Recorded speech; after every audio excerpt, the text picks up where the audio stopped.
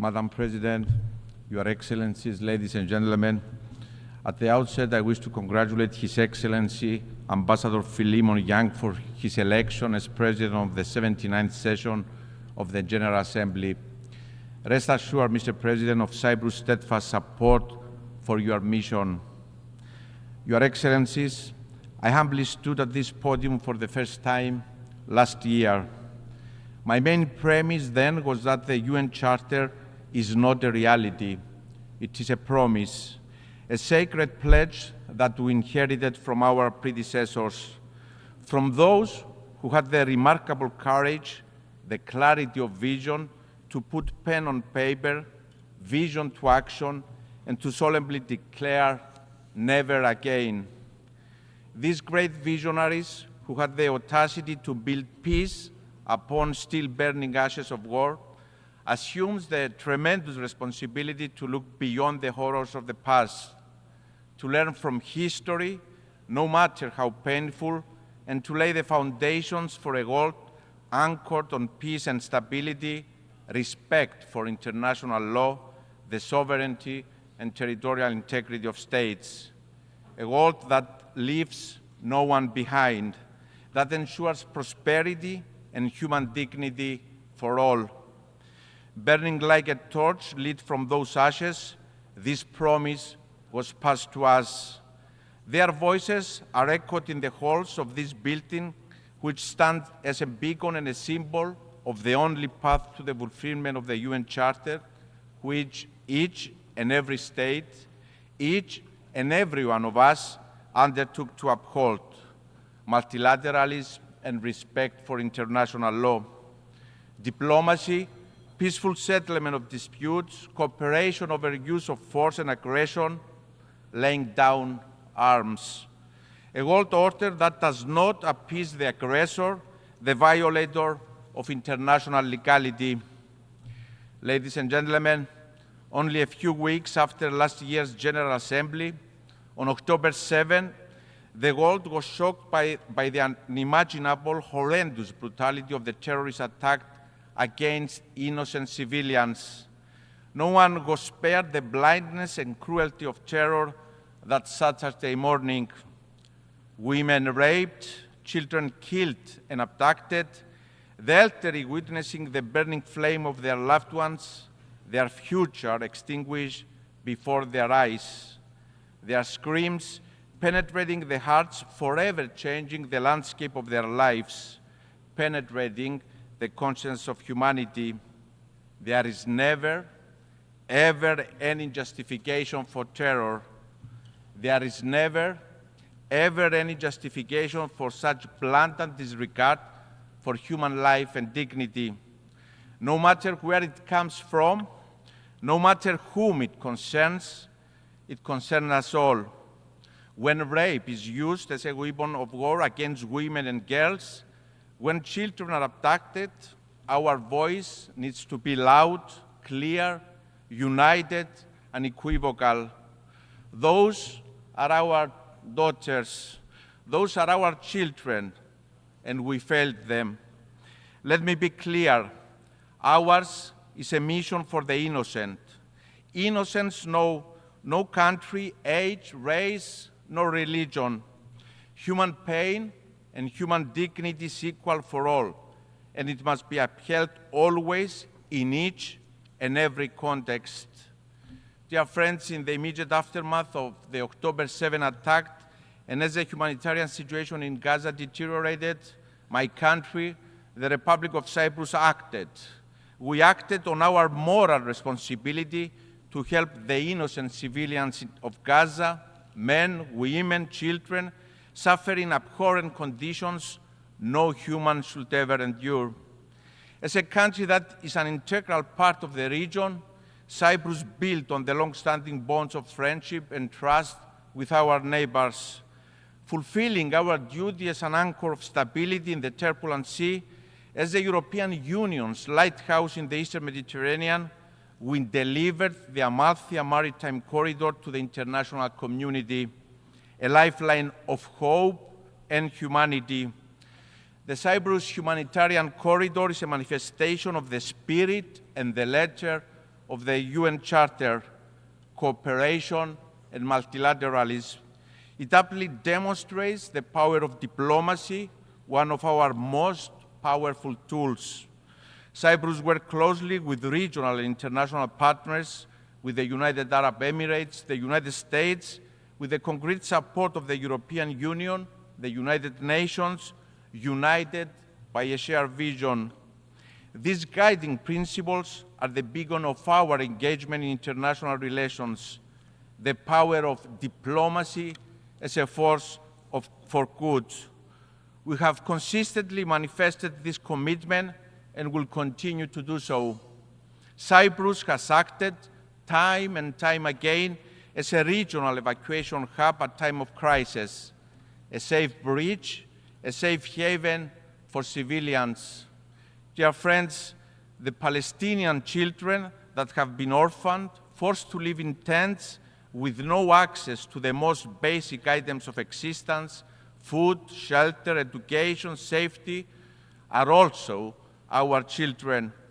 No child should ever endure such nightmare. They didn't cause this war. They do not deserve it. They suffer in silence. Their cries are haunting our conscience. We have also failed them. The situation in Gaza is a desperate cry for us to act decisively. We must do all that is in our power. We must act as leaders, as states, as international and regional organizations. My country has emphatically stressed the need for the respect of international humanitarian law, the protection of civilians, the rapid, safe, and unhindered flow of humanitarian aid into Gaza, for the immediate and unconditional release of all hostages. This war must end now. The suffering must stop now. We have also consistently underlined and acted on the imperative of avoiding further escalation and destabilization in our region, and of the vital importance of preventing regional escalation. We are deeply alarmed by the recent developments in our neighboring Lebanon and stress the need for restraint. A step back must be taken from the brink. Excellencies, the wider region of the Eastern Mediterranean and the greater Middle East, our neighborhood, is no doubt a turbulent region faced with a multitude of complex challenges. And yet, this neighborhood is so much more than the prevailing narrative. I will never accept the linear narrative of a region in turmoil. It is a narrative that ignores the complexities, but also the immense promise of the region and its people, the dynamics of opportunity and change that are unfolding. I have seen this journey closely, witnessing the full cooperation in the region, experience firsthand what countries of the region can achieve when they come together behind a common vision for the future, committed to multilateralism, always in respect of international legality. And I'm convinced that the Eastern Mediterranean and the wider Middle East can move decisively beyond the prevailing narrative of being a region in turmoil and become a hub of stability, peace, and cooperation. For the region to fulfill its promise, there has to be a path for lasting peace. There is an urgent need to reinvigorate the Middle East peace process and reach a political settlement in line with the relevant UN Security Council resolutions. There is no other path to walk. Out of tragedy and suffering of the last year, let us exert every effort to ensure there is lifeline to peace. There are no shortcuts, no alternatives or substitutes to a lasting peace. There are no frozen conflicts. The vacuum created in the absence of a viable peace becomes a breeding ground for crisis and conflict. We can never be complacent. This is a painful lesson recent history teaches us over and over again. The Russian invasion of Ukraine, a sovereign nation, came as yet another stark reminder of what is at stake if we don't defend and uphold the principles enshrined in the UN Charter, Cyprus strongly condemns any breach of international peace and security effected through military action by any state against the independence, sovereignty, and territorial integrity of another state. My country has stood in an unwavering manner since the first day of the Russian invasion on the right side of the history. Cyprus, my country, itself a victim of invasion and continuing occupation, has steadfastly supported the unity, territorial integrity, and sovereignty of Ukraine. Madam President, Your Excellencies, the torch for peace in Cyprus awaits to be lit. This year, on July 20th, we mourned 50 years since the Turkish invasion of Cyprus. Through use of force, Turkey occupies a sovereign European state. It violates the sovereignty and territorial integrity of an EU member state. 50 years, half a century of continuing Turkish occupation of approximately 37% of the territory of the Republic of Cyprus, of continuous violation of the UN Charter, international law, including international humanitarian and human rights law. 50 years that the displaced stoically await to return to their ancestral homes. 50 years that the mothers of the missing stoically await the remains of their loved ones, to lay them to rest in peace.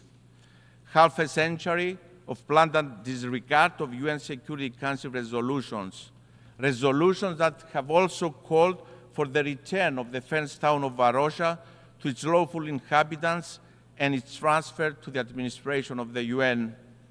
And yet, 50 years of resilience and hope by Cypriots, hope for peace, a burning desire and a deep belief by my people, by all Cypriots, that this cannot be the future of Cyprus. It cannot be the future of our children and of the generations to come. They deserve to live, to thrive in coexistence and co-creation in a reunified country in conditions of viable peace. I'm often asked, dear friends, if I'm optimistic about peace in Cyprus after 50 years. Let me recall the words of Jean Monnet, one of the inspired founders of the European Union, when he proclaimed that this is not the time for blind optimism or paralyzing pessimism. Now is the time to be determined. And so the answer is that I'm determined to work tirelessly and bravely for peace in Cyprus, to reunify my country and its people in a modern, viable European state with no troops of occupation, no foreign guarantees. I'm determined to provide for all Cypriots all rights and fundamental freedoms that other Europeans enjoy. They deserve nothing less. I'm determined not to fail them. To my Turkish Cypriot and Greek Cypriot compatriots, I hear your call for peace. It has not faded over time. It has grown louder, more determined. We look to the UN Secretary General, who understands the imperative of reunification, to fulfill the promise of peace, to deliver on the pledge of the UN Charter.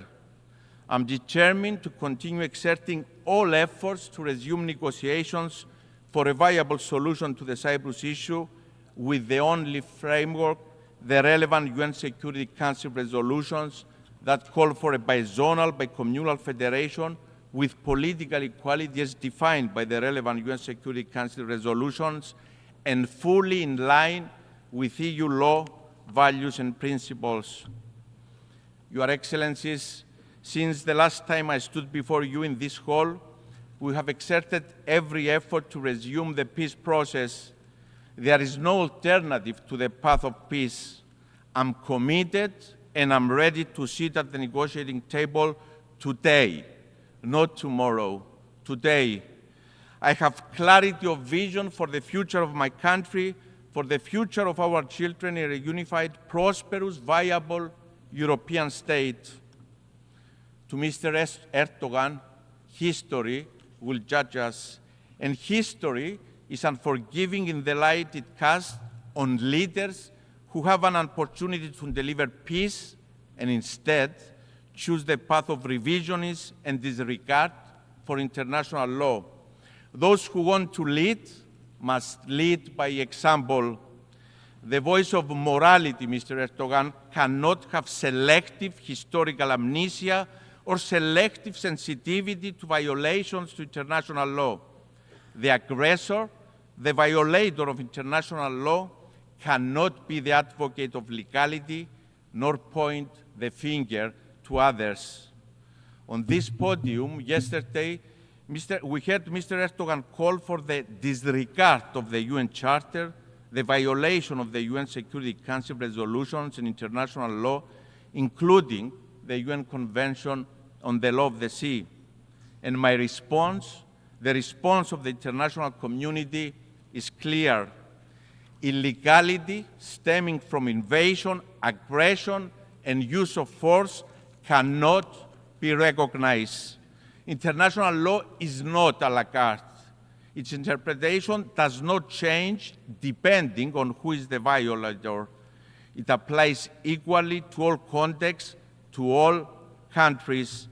It applies to Turkey, a country that 50 years ago used force in violation of the UN Charter, invaded the sovereign state, and is an occupation force in Cyprus.